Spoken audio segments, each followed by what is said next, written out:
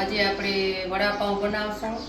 તો બટેકાના કાપા કરી લીધા છે અને હવે આપણે કુકરમાં એને બાફવા મૂકી દઈશું.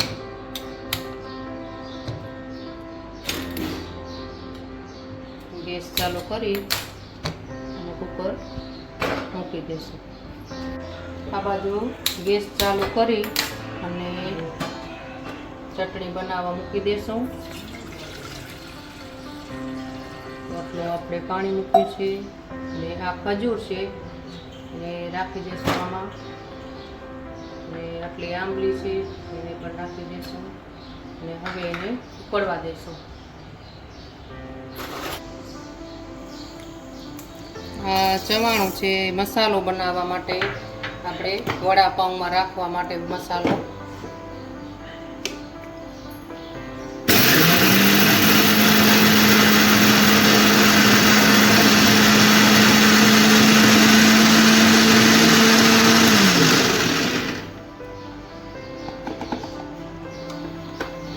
આ તો જો મસાલો બની ગયો છે. શું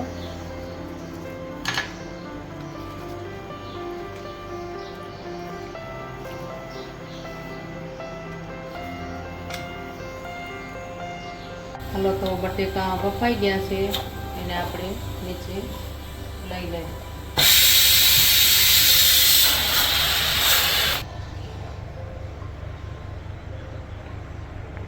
જો આ મસાલો બની ગયો છે અને હવે આપણે લીલા મરચાં અને ધાણાની ચટણી બનાવશું.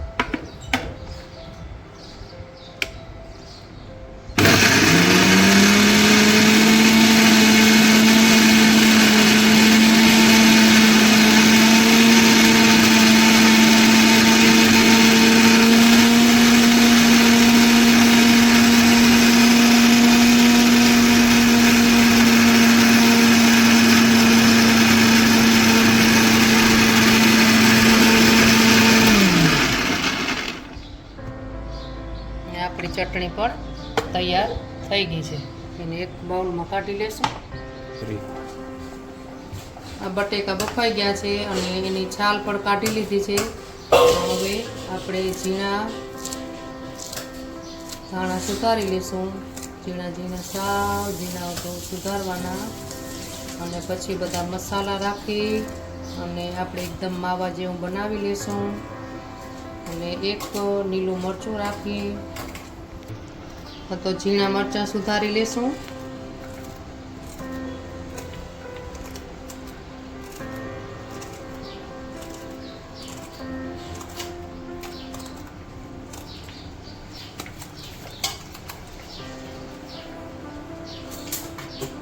અને હવે એમાં મસાલા રાખી દઈશું.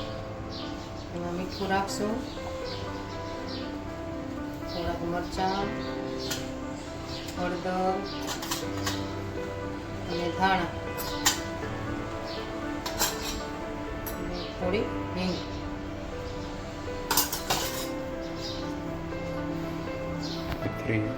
હાલો, તો આપણે મસાલો બની ગયો છે તો એના આપણે વડા બનાવતા જઈશું.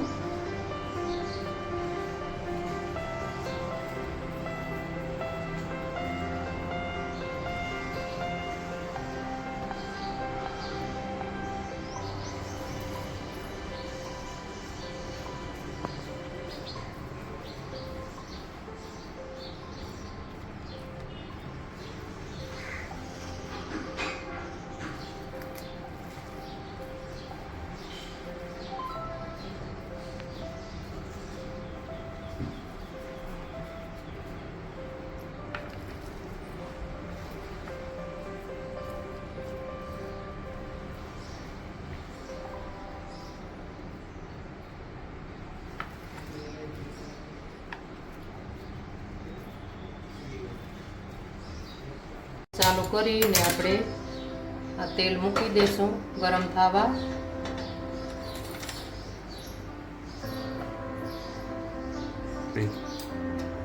આ બેસનનો લોટ છે એને આપણે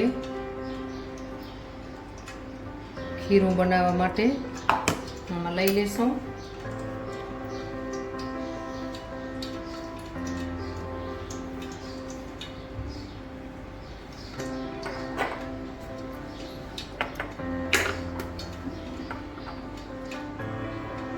ને અજમો છે,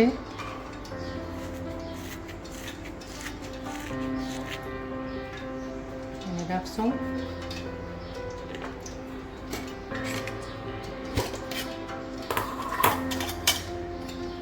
ને એમાં મીઠું, મરચાં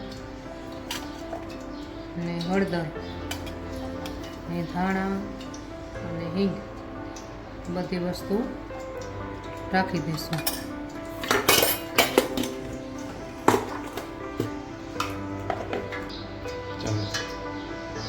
હવે પાણી થોડું થોડું રાખી અને એને આપણે હલાવતા જઈશું.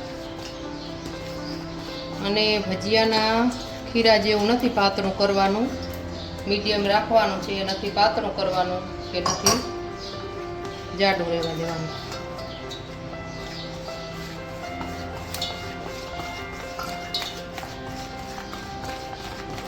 એકદમ મિક્સ કરતું જવાનું અને જરૂર લાગે તો થોડું પાણી રાખતું જવાનું.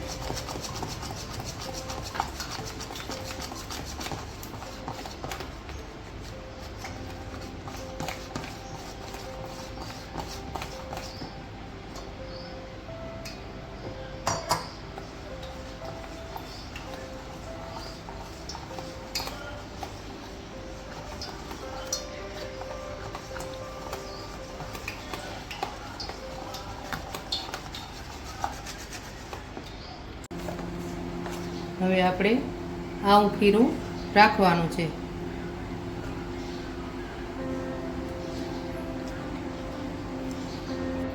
હવે આમાં આપણે આવી રીતે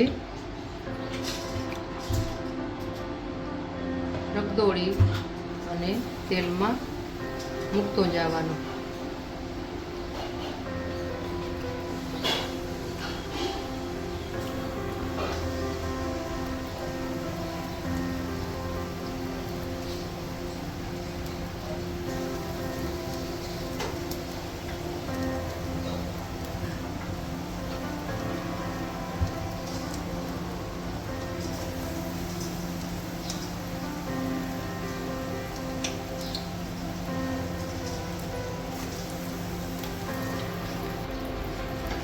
હવે આને એક સાઈડથી આપણે પલટાવી લેશું.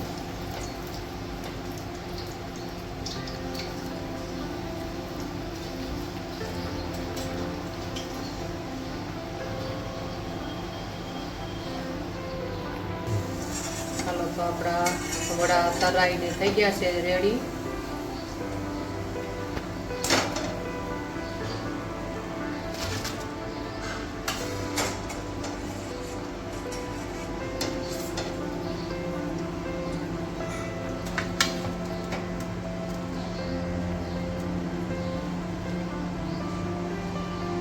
એવી જ રીતે આને પણ આપણે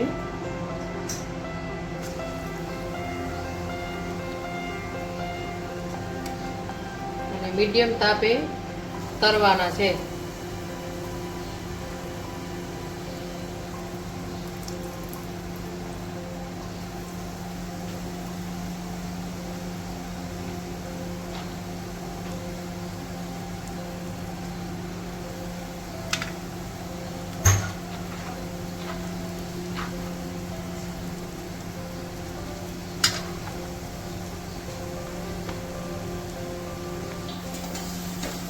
હવે એક સાઈડ આપણે પલટાવી લઈશું.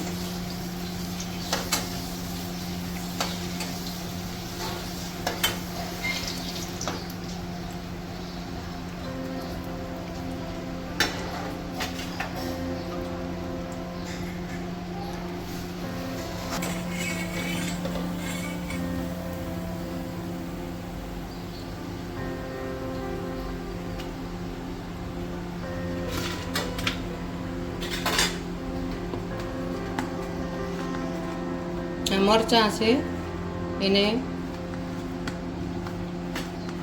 આપણે જે ખીરું વધ્યું છે એમાં મરચાંને ડગોળીને એને પણ આપણે તરી લેશું.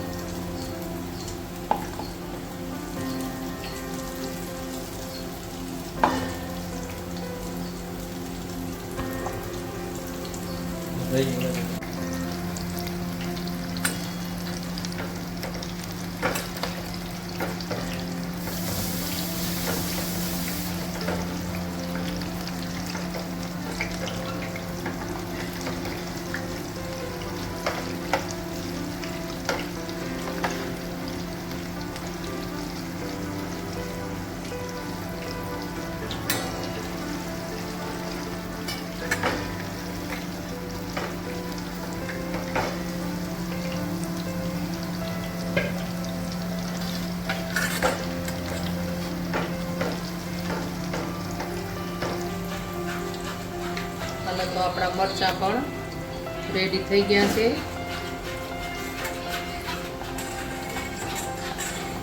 અને આપણે કાઢી લઈશું.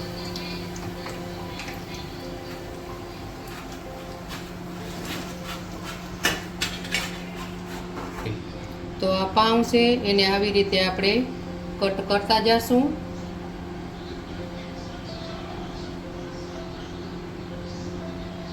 બધાને આવી રીતે કટ કરી અને પછી આપણે આના ઉપર સારી રીતે શેકી લેશું. આ તો તવો ગરમ થઈ ગયો છે આપણો. એના ઉપર આપણે માખણ રાખી દઈશું.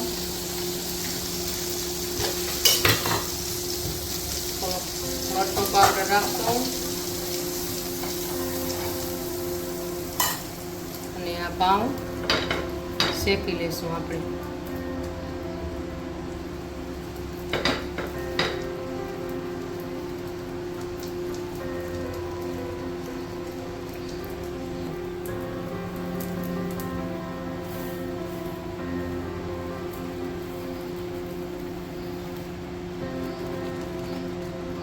શેકાઈ ગયા આપણા પાઉં.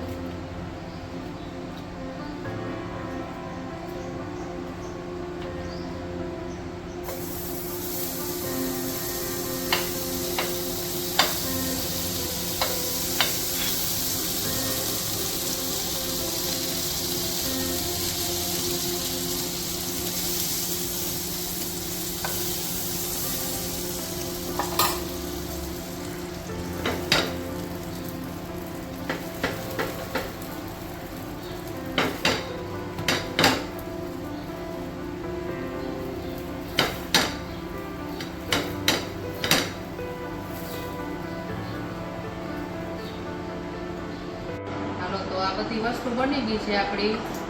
એમાં આપણે વડાપાઉંમાં લીલી ચટણી રાખશું ને આ મસાલો રાખશું, થોડી લાલ ચટણી રાખશું અને આ વડાપાઉં આપણો તૈયાર છે. એવી જ રીતે બીજી ડીશ આપણે બનાવી લઈશું.